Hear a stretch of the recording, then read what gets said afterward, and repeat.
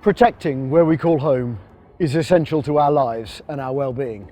And with climate change, that means ensuring that our urban and countryside communities are resilient to the extreme weather we increasingly face. When a home floods, there's not just a financial cost for the people who live there.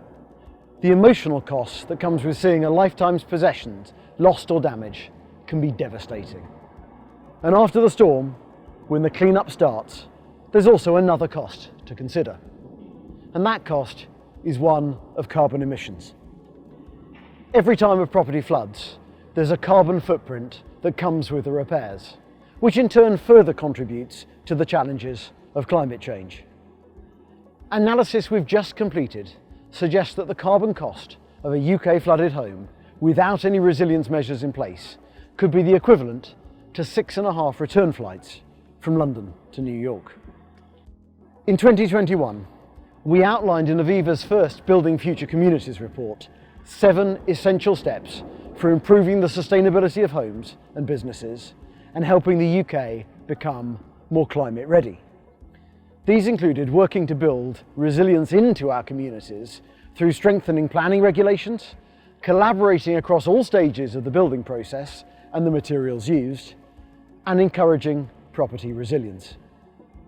Now, in our second Building Future Communities report, using data from our general insurance home insurance claims and real-life case studies, we've modelled the potential carbon cost of a flood on a UK home. Taking a 3-bed, semi-detached, pre-1930s UK home, we compared the carbon cost of a major flood event in 2 different scenarios.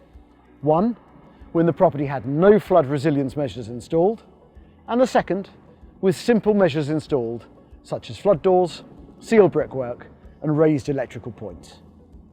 The difference in outcomes was stark. Without any resilience measures in place, restoring a flooded home will produce 13.9 tonnes of carbon emissions, equivalent to 55 car trips from Land's End to John O'Groats, or 6.5 transatlantic return flights from London to New York.